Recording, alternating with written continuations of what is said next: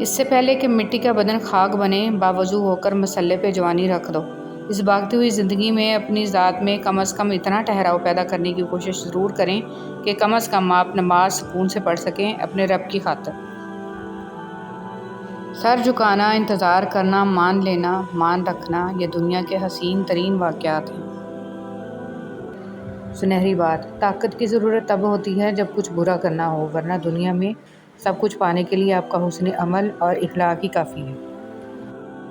مشکلوں پہ غور کریں گے تو مشکلیں بڑھتی چلی جائیں گی، لیکن اگر آسانیوں پہ غور کریں گے تو آسانیاں بڑھتی چلی جائیں گی۔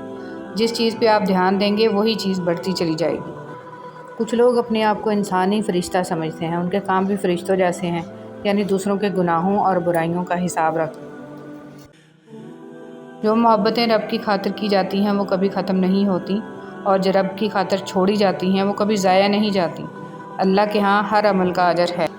جس طرح کمرے میں موجود چھوٹے چھوٹے سراغ سورج کے ہونے کی گواہی دیتے ہیں، اس طرح انسان کی چھوٹی چھوٹی باتیں اس کی تربیت اور اخلاق کی پہچان کروا دیتی ہیں۔ جب نیت کچھ اور ہو اور عمل کچھ اور ہو تو پھر قسمت کبھی نہیں بدلتی۔ ہم لوگ اپنی نیت لوگوں سے چھپا سکتے ہیں، اس سے نہیں جس نے ہم کو پیدا کیا ہے۔ زنا کے لیے نہ عمر دیکھی، نہ رنگ دیکھا، نہ شکل دیکھی، نہ قد دیکھا، نہ دولت دیکھی۔ نکاح کے لیے عمر دیکھی، رنگ دیکھا، شکل دیکھی، قد دیکھا، دولت دیکھی۔ حرام آسان کر دیا، حلال مشکل کر دیا۔ دین اسلام کا راستہ قابلیت کا نہیں، قبولیت کا راستہ ہے۔ یہاں صرف پڑھے لکھے لوگوں کی طلب نہیں ہوتی، یہاں بس تڑپ والے قبول ہوتے ہیں۔ کسی کو اداس پائیں تو کچھ وقت اس کو سن لیں۔ کبھی انسان کو اپنی حالت بتانے کے لیے ایک ہمدرد کی ضرورت ہوتی ہے۔ کوشش کریں ایسے وقت میں نصیحت سے گریز کریں۔ راستے میں سے تکلیف دہ چیز کا ہٹانا۔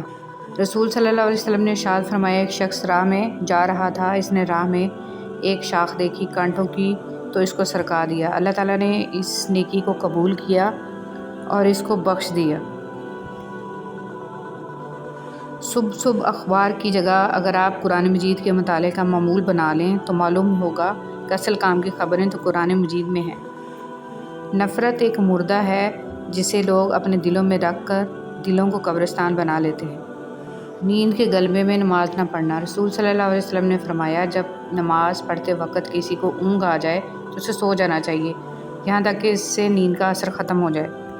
اس لیے کہ جب تم میں سے کوئی شخص نماز پڑھتا ہے اور وہ اونگ رہا ہوتا ہے تو وہ نہیں جانتا کہ وہ مغفرت طلب کر رہا ہے یا اپنے نفس کو بد دعا دے رہا ہے۔ گھر والوں کے لیے ضروریات زندگی مہیا کرنا غلام آزاد کرنے سے بہتر ہے۔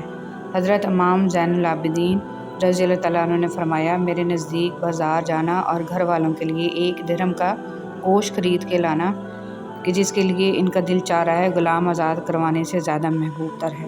رسول صلی اللہ علیہ وسلم نے فرمایا، ہر دن صبح 2 فرشتے اترتے ہیں، ان میں سے ایک دعا کرتے ہوئے کہتا ہے، اے اللہ خرچ کرنے والے کو بہتر بدل عطا فرما، اور دوسرا التجا کرتا ہے، اللہ جو خرچ نہ کرے اس کا مال تلف فرما دے۔ انسان اپنے آپ کو خواہشات کے پتھروں میں چنواتا ہے، پھر جب سانس رکنے لگتا ہے تو شور مچاتا ہے۔ ایک شخص نے ایک بزرگ سے کہا، میں سکون چاہتا ہوں۔ بزرگ نے فرمایا، اس جملے میں سے میں نکال دو، یہ تکبر کی علامت ہے۔ چاہتا ہوں نکال دو، یہ خواہش نفس کی علامت ہے۔ آپ کے پاس صرف سکون ہی رہ جائے گا۔ امیر المومنین حضرت علی رضی اللہ تعالیٰ عنہ نے ارشاد فرمایا، موت حتمی ہے، رزق تقسیم ہو چکا ہے، بس اس کی تاخیر سے تمہیں غمگین نہیں ہونا چاہیے، کیونکہ حرص اسے کھینچ کر نہیں لا سکتی اور پاک دامنی سے واپس نہیں لوٹا سکتی، اور تحمل کرنا مومن کو زیب دیتا ہے۔ گھر کے بڑے احتیاط کریں۔ جب گھر کا بڑا بزرگ طبلہ بجا رہا ہو تو اس کی اولاد کو رقص کرنے پر ملامت نہیں کرنی چاہیے، عربی کہاوت۔ فجر کے لیے نہ اٹھیں تو نظر الارم پر نہیں، ایمان پر ڈالیں۔ زندگی استاد سے زیادہ سخت ہوتی ہے۔ استاد سبق دے کر امتحان لیتا ہے اور زندگی امتحان لے کر سبق دیتی ہے۔ جب ضمیر ملامت کرنا چھوڑ دے تو سمجھ لو اب انسانیت ختم ہو گئی۔ اگر آپ اچھے ہیں تو آپ لوگوں کو نہیں، لوگ آپ کو کھوتے ہیں۔ دنیا کی تاریخ میں کوئی کسی کے لیے اتنا نہیں رویا جتنا ہمارے نبی حضرت محمد صلی اللہ علیہ وآلہ وسلم اپنی امت کی بخشش کے لیے روئے۔ اگر تم کسی کام میں پہلا قدم نہیں اٹھاؤ گے تو تم کبھی نہیں جان پاؤ گے کہ تم کتنے آگے جا سکتے ہو۔